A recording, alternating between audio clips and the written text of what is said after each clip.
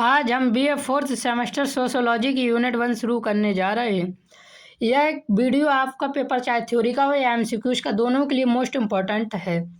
Theory और MCQs मैं दोनों कवर करवाने वाला हूँ। पहले आपसे थ्योरी करवाऊंगा, थ्योरी से यह एमसीक्यूज बनेंगे। जो एमसीक्यूज पेपर में रिपीटेड हुए उन एमसीक्यूज को मैंने यहाँ लिए हुआ है। यूनिट 1 का टॉपिक है डेविएंस कॉन्सेप्ट एंड मीनिंग, अर्थात विचलन की अवधारणा, अर्थ एवं परिभाषा। फिर हम पढ़ेंगे इसी में क्राइम के बारे में, अर्थात अपराध के बारे में, जुवेनाइल डिलिक्वेंसी किशोर अपराध, और वाइट कॉलर क्राइम श्वेतपोश अपराध के बारे में पढ़ेंगे। तो चलिए बिना देरी किए शुरू करते हैं। याद रखिए यहाँ से आपके सारे क्वेश्चन फंसने वाले हैं, एक भी क्वेश्चन आपका यहाँ से बाहर नहीं जाएगा। तो सबसे पहले प्रस्तावना देखते हैं। समाज एक संगठित व्यवस्था है जिसमें व्यक्ति आपसी संबंधों और सामाजिक संस्थाओं के माध्यम से जीवन व्यतीत करते हैं। समाज में व्यवस्था, शांति और संतुलन बनाए रखने के लिए कुछ नियम, मूल्य और मानदंड निर्धारित किए गए, जिन्हें सामाजिक मानदंड कहा जाता है। यहाँ से क्वेश्चन आपका पूछा जा सकता है, सामाजिक मानदंड क्या है? तो समाज में बनाए गए नियम, मूल्य और मानदंड निर्धारित किए गए हैं, उन्हें ही सामाजिक मानदंड कहते हैं। ये मानदंड ये निर्धारित करते हैं कि समाज में किस प्रकार का व्यवहार स्वीकार है। तो याद रखना, मानदंड क्या निर्धारित करता है? तो समाज का व्यवहार स्वीकार करता है, किस प्रकार का व्यवहार अनुचित माना जाएगा। ये सब कौन बताता है? सामाजिक मानदंड बताता है। जब समाज के सदस्य इन मानदंडों का पालन करते हैं तो सामाजिक व्यवस्था बनी रहती है, लेकिन जब कोई व्यक्ति सामाजिक नियमों का उल्लंघन करता है या स्वीकृति व्यवहार से भिन्न आचरण करता है तो उसे विचलन, डेविएंस कहा जाता है। तो यहाँ से क्वेश्चन ये डेविएंस हर साल पूछा जाता है कि स्वीकृत और व्यवहार से भिन्न आचरण को क्या कहते हैं? तो उसे क्या कहते हैं? विचलन कहते हैं। स्वीकृत और व्यवहार से भिन्न आचरण को विचलन कहा जाता है। इसलिए विचलन का अध्ययन समाज शास्त्र का एक महत्वपूर्ण विषय है और इसी का अध्ययन आज हम करने वाले हैं, क्योंकि इसके माध्यम से यह समझा जाता है कि लोग सामाजिक नियमों से अलग व्यवहार क्यों करते हैं और समाज ऐसे व्यवहार को नियंत्रित करने के लिए कौन से उपाय अपनाता है। देखिए, अब यहाँ से एमसीक्यू जो मोस्टली रिपीटेड हुए, और भी एमसीक्यू इस थ्योरी से निकलेंगे, लेकिन मैंने वो लिए हुए हैं जो मोस्टली रिपीटेड हुए हैं। तो दिया हुआ है, सामाजिक मानदंड क्या निर्धारित करते हैं? आर्थिक स्थिति, राजनीतिक व्यवस्था, स्वीकार और अस्वीकार व्यवहार। तो इसका सही आंसर क्या हो जाएगा? स्वीकार और अस्वीकार व्यवहार। सामाजिक मानदंड स्वीकार और अस्वीकार व्यवहार नियंत्रित करते हैं। फिर यहाँ से दूसरा रिपीटेड क्वेश्चन आता है, विचलन अर्थात डेविएंस का अर्थ क्या है? सामाजिक नियमों का पालन, सामाजिक मानदंडों का उल्लंघन, आर्थिक विकास या राजनीतिक अधिकार। अब देखते हैं विचलन की अर्थ और अवधारणा। विचलन का अर्थ है सामाजिक मानदंडों से भिन्न या उनके विरुद्ध किया गया व्यवहार। तो विचलन का क्या अर्थ है? हम सामाजिक मानदंड हैं तो उनके भिन्न या उससे विरुद्ध जो व्यवहार करते हैं उसे क्या कह देते हैं? विचलन कह देते हैं। प्रत्येक समाज में कुछ मानदंड और नियम होते हैं जो यह निर्धारित करते हैं कि व्यक्ति को किस प्रकार का व्यवहार करना चाहिए। जब कोई व्यक्ति इन नियमों का उल्लंघन करता है तो उस व्यवहार को क्या कह देते हैं? विचलन कह देते हैं। दूसरे शब्दों में कहा जाता है कि विचलन वह व्यवहार है जो समाज द्वारा स्वीकृत मूल्यों और मानदंडों के अनुरूप नहीं होता है। इसमें चोरी, धोखाधड़ी, हिंसा और अन्य असामाजिक गतिविधियां विचलित व्यवहार के उदाहरण में माने जाते हैं। अब यहाँ से भी क्वेश्चन पूछे जाते हैं, वो अभी देखेंगे। सामाजिक मानदंडों से इसका अध्ययन समाजशास्त्र के अंतर्गत किया जाता है, क्योंकि यह सामाजिक व्यवस्था और सामाजिक संबंधों से जुड़ा हुआ विषय। तो यहाँ से जो सबसे ज़्यादा रिपीटेड क्वेश्चन है वह है, निम्न में से कौन विचलित व्यवहार का उदाहरण है? शिक्षा प्राप्त करना, चोरी करना, नौकरी करना, मतदान करना। तो इसका सही आंसर क्या हो जाएगा? विचलित व्यवहार का उदाहरण हो जाएगा। क्या हो जाएगा इसका सही आंसर? चोरी करना। विचलित व्यवहार का उदाहरण क्या है? चोरी करना। हमने जो मानदंड सिद्ध बनाए हैं उनके विरुद्ध क्या है? चोरी करना विरुद्ध व्यवहार है। अब आगे देखते हैं विचलन का सापेक्ष स्वरूप। विचलन की एक महत्वपूर्ण विशेषता यह है कि यह सापेक्ष रिलेटिव होता है। इसका अर्थ है कि व्यवहार एक समाज में विचलन माना जा सकता है, जबकि व्यवहार दूसरे समाज में सामान्य या स्वीकार माना जा सकता है।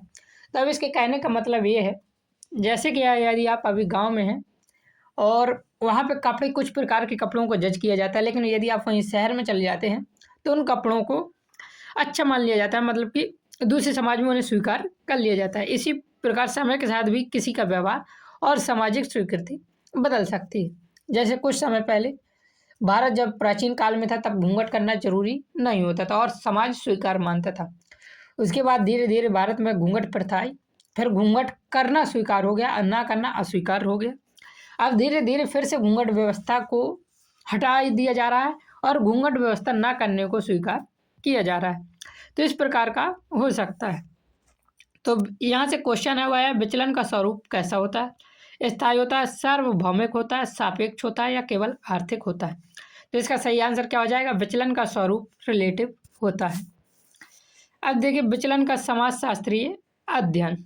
विचलन का अध्ययन मुख्य रूप से समाजशास्त्र में किया जाता है क्योंकि यह सामाजिक संरचना और सामाजिक संबंधों से जुड़ा हुआ विषय है। तो विचलन का अध्ययन समाजशास्त्र में किया जाता है, क्यों? तो याद रखना क्योंकि यह सामाजिक संरचना और सामाजिक संबंधों से जुड़ा हुआ विषय है। समाजशास्त्र वह यह समझाने का प्रयास करता है कि लोग सामाजिक नियमों का उल्लंघन क्यों करते हैं। तो हम समाजशास्त्र में क्या कर समझते हैं कि लोग सामाजिक नियमों का उल्लंघन क्यों कर रहे हैं और समाज ऐसे व्यवहार पर किस प्रकार प्रतिक्रिया करता है। विचलन का अध्ययन केवल अपराधों तक सीमित नहीं बल्कि इसमें सभी प्रकार के ऐसे व्यवहार शामिल हैं जो सामाजिक मानदंडों से अलग होते। आप बिल्कुल टेंशन न लीजिए, सारे एमसीक्यू यहीं से फंसने वाले। अब बात आती है सोशल कंट्रोल की। समाज में व्यवस्था बनाए रखने के लिए समाज में विभिन्न साधनों के माध्यम से व्यक्तियों के व्यवहार को नियंत्रित करते हैं। इस प्रक्रिया को सामाजिक नियंत्रण या सोशल कंट्रोल कहा जाता है। सामाजिक नियंत्रण का मुख्य उद्देश्य समाज के सदस्यों को सामाजिक मानदंडों का पालन करने के लिए प्रेरित करना है और विचलित व्यवहार को सीमित करना होता है। इसके बिना समाज में अव्यवस्था और अराजकता फैल सकती है। अब सामाजिक नियंत्रण के प्रकार देखिए और यहीं से आपके एमसीक्यूज भी बनते हैं। औपचारिक सामाजिक नियंत्रण। औपचारिक सामाजिक नियंत्रण वह नियंत्रण है जो समाज के औपचारिक संस्थाओं के माध्यम से लागू किया जाता है, जिसमें कानून, न्यायालय, पुलिस और सरकारी संस्थाएं शामिल होती हैं। तो औपचारिक सामाजिक नियंत्रण का क्या आशय है? तो औपचारिक सामाजिक नियम का आशय है कि औपचारिक संस्थाओं के माध्यम से जो लागू किया जाता है उसे औपचारिक सामाजिक नियंत्रण कहते हैं। इसमें क्या क्या आते हैं? कानून, न्यायालय, पुलिस और सरकारी संस्थाएं शामिल होती हैं। इन संस्थाओं के माध्यम से सामाजिक नियमों का उल्लंघन करने वाले व्यक्ति को दंड दिया जाता है। फिर आता है अनौपचारिक सामाजिक नियंत्रण। अनौपचारिक सामाजिक नियंत्रण समाज के सामाजिक संस्थाओं के माध्यम से लागू किया जाता है, जैसे परिवार। आप कोई गलत काम कर देते हैं, आपके परिवार वाले आपको दंड देते हैं। मित्र समूह, पड़ोस और समुदाय, जैसे कि पड़ोस और समुदाय और मित्र समूह का तो अब कुछ काम ही नहीं रह गया। सामाजिक मूल्यों और परंपराओं के माध्यम से व्यक्ति के व्यवहार को नियंत्रित करती हैं। अब देखिए दिया हुआ है, यहाँ से इंपॉर्टेंट जो एमसीक्यू पूछे जाते हैं वह है सामाजिक नियंत्रण का मुख्य उद्देश्य क्या है? आर्थिक विकास है, सामाजिक व्यवस्था बनाए रखना है, राजनीतिक शक्ति बढ़ाना है या शिक्षा देना है। तो सामाजिक नियंत्रण का मुख्य उद्देश्य है सामाजिक व्यवस्था बनाए रखना। दूसरा मोस्ट रिपीटेड एमसीक्यूज है, निम्न में से कौन अनौपचारिक सामाजिक नियंत्रण का उदाहरण है? परिवार, मित्र समूह, पुलिस या पड़ोसी।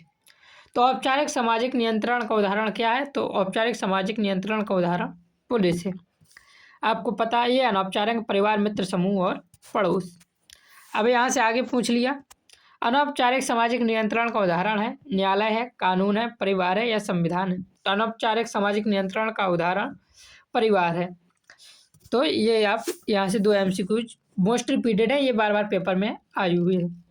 फिर बात आती है सामाजिक प्रतिबंध, सोशल सेंसर। सामाजिक नियंत्रण को प्रभावी बनाने के लिए सामाजिक प्रतिबंधों का उपयोग करता है। सामाजिक प्रतिबंध वे साधन हैं जिनके माध्यम से समाज व्यक्तियों के केंद्र व्यवहार को नियंत्रित करता है। फिर देखिए सामाजिक प्रतिबंध अर्थात सकारात्मक प्रतिबंध। जब कोई व्यक्ति समाज के नियमों का पालन करता है तो उसे पुरस्कार, सम्मान या प्रशंसा देकर प्रोत्साहित किया जाता है। तो इसे क्या कहते हैं? सकारात्मक प्रतिबंध कहते हैं। जब किसी व्यक्ति को पुरस्कार मिलेगा, अच्छा काम करने पर सम्मान मिलेगा और प्रशंसा मिलेगी, तो वह उन नियमों को पालन करने के लिए प्रेरित होगा। नकारात्मक प्रतिबंध, जब कोई व्यक्ति सामाजिक नियमों का उल्लंघन करता है तो उसे दंड दिया जाता है, जैसे जुर्माना, कारावास या अन्य प्रकार की सजा। तो इससे क्या होगा? लोगों के मन में भय बैठेगा कि सामाजिक नियमों का उल्लंघन नहीं करना है और यदि सामाजिक नियमों का हमने पालन किया तो हमें पुरस्कार मिलेगा। तो इस प्रकार से समाज को सही दिशा में लाने का कार्य किया। अब यहाँ से एमसीक्यूज में देखिए पूछा जाता है सकारात्मक प्रतिबंध का उदाहरण क्या है? जेल, जुर्माना, पुरस्कार या सजा। तो इसका सही आंसर क्या हो जाएगा? पुरस्कार। सकारात्मक प्रतिबंध का उदाहरण पुरस्कार है। अगला एमसीक्यू जो हमारा दिया हुआ है, नकारात्मक प्रतिबंध का उदाहरण क्या है? सम्मान, पुरस्कार, प्रशंसा या दंड। तो इसका सही आंसर क्या हो जाएगा? दंड नकारात्मक प्रतिबंध का उदाहरण। ये मैंने मोस्ट रिपीटेड एमसीक्यूज लिए हैं। थ्योरी से भी और एमसीक्यूज बनते हैं, इसलिए थ्योरी भी अच्छे से पढ़ते जाना। विचलन के प्रमुख सिद्धांत क्या क्या हैं? सबसे पहले देखिए एमिल दुर्खिम। एमिल दुर्खिम ने अपना विचलन का सिद्धांत दिया था, उसी सिद्धांत को हम पढ़ेंगे और यहाँ से इंपॉर्टेंट क्वेश्चन पूछे जाते हैं विचलन के प्रमुख सिद्धांत से। सबसे ज़्यादा एमसीक्यूज आपको यहीं से देखने को मिलेंगे, इस यूनिट से। एमिल दुर्खिम के अनुसार विचलन समाज के एक समान और आवश्यक भाग है। उन्होंने एनोमी की अवधारणा दी, जिसका अर्थ है सामाजिक मानदंडों का कमजोर होना। जब समाज के नियम स्पष्ट नहीं रहते तो वह विचलित व्यवहार की ओर बढ़ने लगता है। तो इन्होंने कौन सी अवधारणा दी? तो एनोमी की अवधारणा दी, ये याद रखना। एमिल दुर्खिम ने कौन सी अवधारणा दी? एनोमी को अवधारणा दी थी। इंपॉर्टेंट एमसीक्यू यहाँ से बन सकता है। रॉबर्ट के मर्टन ने स्ट्रक्चरल स्ट्रेन थ्योरी प्रस्तुत की। तो स्ट्रक्चरल स्ट्रेन थ्योरी किसने प्रस्तुत की? तो रॉबर्ट के मर्टन ने की। उनके अनुसार समाज में सांस्कृतिक लक्ष्य तो सभी के लिए समान होते हैं, लेकिन उन्हें पर्याप्त करने के लिए वैध साधन सभी के पास उपलब्ध नहीं होते। जब व्यक्ति वैध साधनों से लक्ष्य प्राप्त नहीं कर पाता है तो वह अवैध मार्ग अपनाता है, जिससे विचलन उत्पन्न होता है। तो उन्होंने कौन सी थ्योरी प्रस्तुत की? पहली बात याद रखना, स्ट्रक्चरल स्ट्रेन थ्योरी प्रस्तुत की। और आपने देखा होगा कि जब कोई व्यक्ति पैसे नहीं कमा पाता तो वह क्या करने लगता है? चोरी करने लगता है। तो उन्होंने यही बताया है, वह अवैध साधनों से लक्ष्य प्राप्ति नहीं कर पाता है तो वह अवैध मार्ग अपनाता है। तो ये किसके सिद्धांत के अनुसार है? रॉबर्ट के मर्टन के सिद्धांत के अनुसार। फिर तीसरा सिद्धांत आता है लेबलिंग का सिद्धांत। लेबलिंग का सिद्धांत के मुख्य प्रवर्तक हॉवर्ड बेकर है। नाम है इनका सिद्धांत का लेबलिंग सिद्धांत, और इसके प्रवर्तक कौन है? हॉवर्ड बेकर है। इस सिद्धांत के अनुसार विचलन समाज की प्रतिक्रिया का परिणाम होता है, अर्थात गलत कार्य समाज की प्रक्रिया का परिणाम होता है। जब समाज किसी व्यक्ति को अपराधी या विचलित घोषित कर देता है तो वह व्यक्ति उसी पहचान के अनुसार व्यवहार करने लगता है।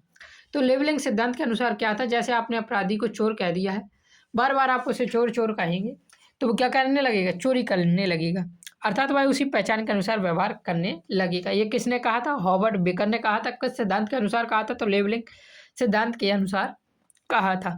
लेबलिंग सिद्धांत की प्रवर्तक याद रखना हॉवर्ड बेकर है। ये इंपॉर्टेंट क्वेश्चन हो जाते हैं। अभी आपको दिखाएंगे एमसीक्यूज में कौन से क्वेश्चन सबसे ज़्यादा बार रिपीटेड हुए। चौथा सिद्धांत है लैमार्ट का सिद्धांत। लैमार्ट ने विचलन के दो भागों में विभाजित किया है। पहला है प्राइमरी डेविएंस, प्राथमिक विचलन।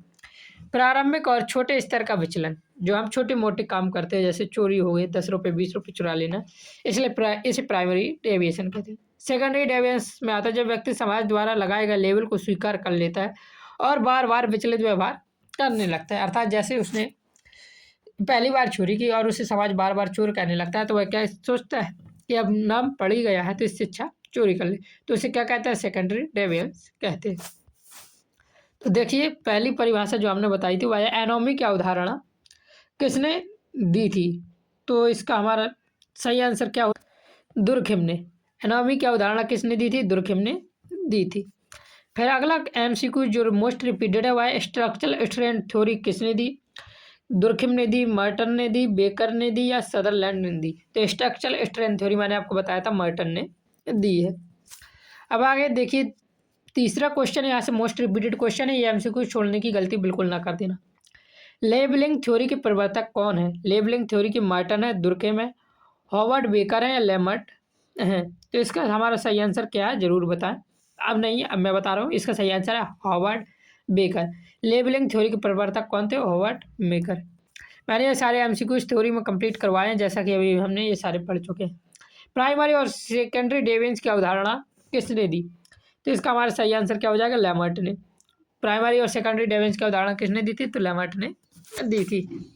यहाँ से ये मोस्ट रिपीटेड एमसीक्यूज हैं, आपके पेपर में सीधे आ सकते हैं ये एमसीक्यू। अब पढ़ते हैं अपराध। क्राइम क्या है? अपराध वह व्यवहार है जो कानून का उल्लंघन करता है।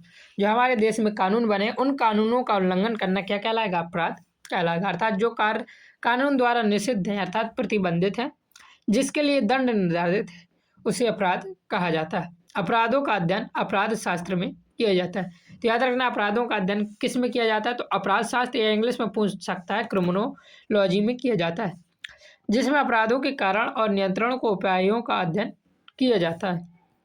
अब अपराध के प्रकार कौन कौन से हैं ये देखेंगे, फिर यहाँ से रिपीटेड और मोस्टली इम्पोर्टेंट एमसीक्यूज देखेंगे।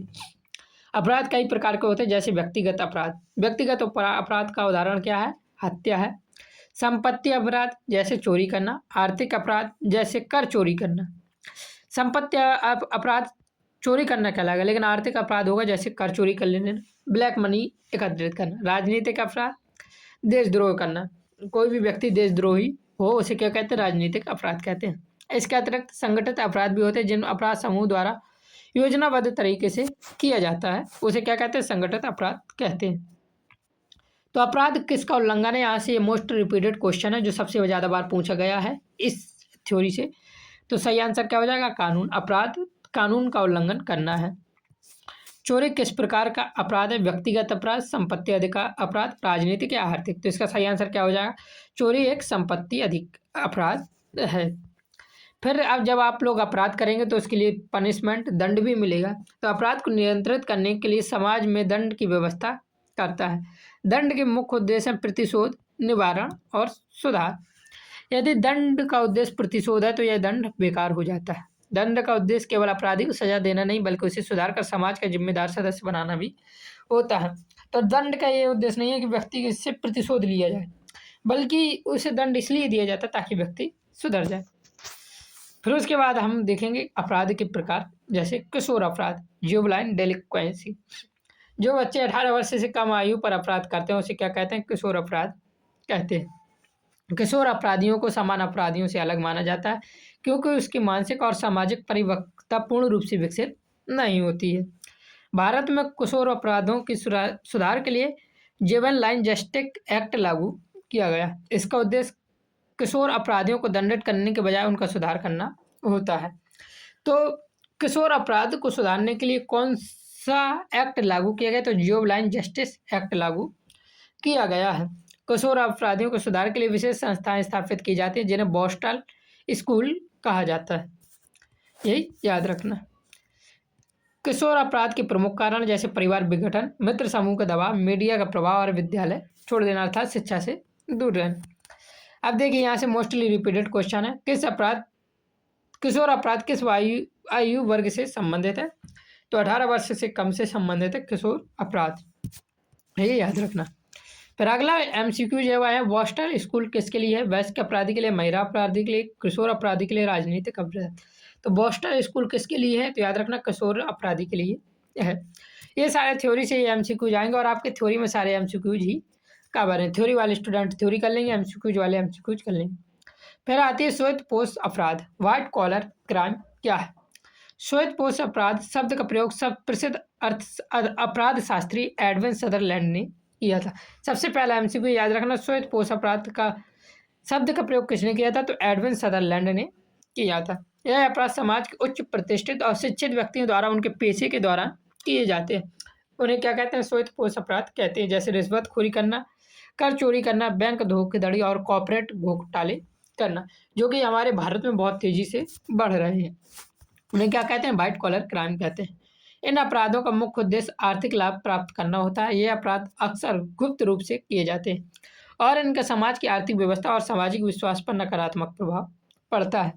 नकारात्मक प्रभाव जैसे कि आपने देखा होगा, पुलिस वाले को आजकल सब कोई रिश्वतखोर कह देता है, तो ये हमारे एक नकारात्मक प्रभाव है। हालांकि ज़्यादातर पुलिस वाले चोर होते भी हैं, मतलब कि रिश्वतखोर होते हैं, लेकिन इसका मतलब ये नहीं सारे के सारे पुलिस वाले होते, लेकिन एक इसका नकारात्मक प्रभाव पड़ा और सारे के सारे पुलिस बदनाम हो गई यहाँ से। तो ये इंपॉर्टेंट एमसीक्यू भी हो जाते हैं। तो सबसे पहले याद रखना अपराध, यहाँ से एमसीक्यू जो इंपॉर्टेंट पूछे जाते हैं मैं आपको लिखे नहीं है यहाँ पे, मैं ऐसे ही बता देता हूँ। अपराध किसका उल्लंघन है? याद रखना कानून का है। चोरी किस प्रकार का अपराध है? तो संपत्ति अपराध है, और इस प्रकार के अपराध हम ये देख चुके हैं। व्हाइट कॉलर क्राइम से जो सबसे ज़्यादा एमसीक्यू पूछा जाता है वह है व्हाइट कॉलर क्राइम शब्द किसने दिया था, अर्थात इसका प्रयोग सबसे पहले किसने किया था? तो शॉर्ट में याद रख लेना, सदरलैंड ने दिया था। और पूछा जा सकता है श्वेत-पोश अपराध क्या है, अर्थात कौन सा है? जैसे चोरी, हत्या, रिश्वतखोरी, डकैती, इस प्रकार से ऑप्शन देके आपसे पूछा जा सकता है श्वेत-पोश अपराध का उदाहरण कौन है? तो रिश्वतखोरी एक श्वेत-पोश अपराध का उदाहरण। अब इसका कंक्लूजन देख लेते हैं। इस प्रकार विचलन और अपराध समाज शास्त्र के लिए महत्वपूर्ण विषय है। सामाजिक नियंत्रण, कानून और दंड की व्यवस्था के माध्यम से सामाजिक इन समस्याओं को नियंत्रित करने का प्रयास करता है ताकि समाज में व्यवस्था और संतुलन बनाए रखा जा सके। तो इस प्रकार हमने आपकी यूनिट 1 कंप्लीट करवा दी। अगली वीडियो में हम लेकर आएंगे यूनिट 2 की। यूनिट 2 हमारी यूनिट 2 का नाम है, हम सिलेबस डिस्कशन कर चुके हैं, तो यूनिट 2 का नाम है करप्शन इन पब्लिक लाइफ, जिसमें हम cyber crime, drug addiction, suicide और टेररिज्म के बारे में भी पढ़ेंगे। तो आप अपना सिलेबस देख सकते हैं, लिंक आपको डिस्क्रिप्शन पर मिल जाएगा। पूरी प्लेलिस्ट का लिंक भी डिस्क्रिप्शन पर मिल जाएगा ताकि आपको वीडियो के लिए भटकना ना पड़े। लिंक जरूर चेक करें, हो सकता है जब आप भी ये वीडियो देखें तब हमारा पूरा सिलेबस कंप्लीट हो चुका हो। चैनल पर नए है तो सब्सक्राइब कर देना, वीडियो समझ आई हो तो लाइक ज़रूर कर देना। जय हिंद, जय भारत, राधे राधे।